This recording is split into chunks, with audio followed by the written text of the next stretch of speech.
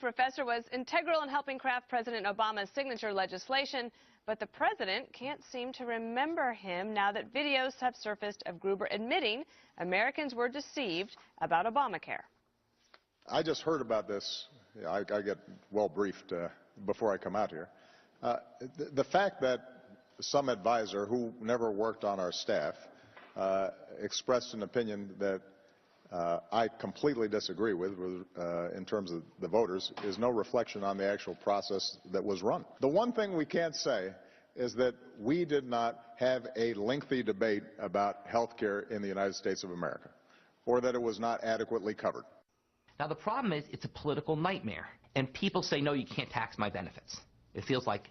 So what we did a lot in that room was think about, well, how could we make this work? And Obama was like, well, you know, I mean, he's really a realistic guy. He's like, look, I can't just do this. He said, it's just not going to happen politically. The bill will not pass. How do we manage to get there through phase-ins and other things? And we talked about it. And he was just very interested in that topic. And once again, that ultimately became the genesis of what's called the Cadillac tax. According to the White House visitors log, Gruber visited nearly 20 times to the White House, and the president, Eric, says that he is very well briefed every day. Now, that was just yesterday. This has been going on for a week. He said he's just heard about it. I appreciate the tenor of the conversations. I think it will actually yield results before the end of the year, and I look forward to continuing this dialogue in the months ahead. Thank you very much, everybody.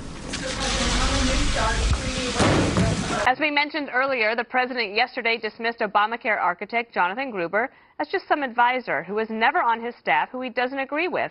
Interestingly, we just found tape of him in 2006 when he was senator talking about Gruber in a very different light. Watch this. We've already drawn some of the brightest minds from academia and policy circles. Many of them I've stolen ideas from liberally. People ranging from Robert Gordon to Austin Goolsbee, John Gruber, my dear friend Jim Wallace here, who can talk, I think, who can inform what are sometimes dry policy debates with a prophetic voice.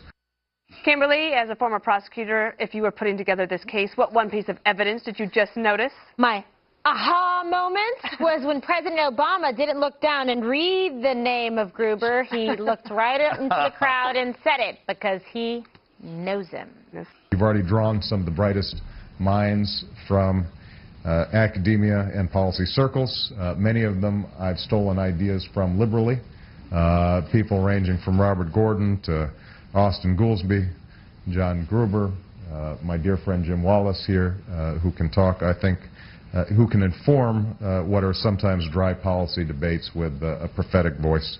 And to my Republican friends, I would suggest, I think this is a good agreement because I know that they're swallowing some things that they don't like as well. And I'm looking forward to seeing them on the field of competition over the next 2 years. Thanks very much, everybody.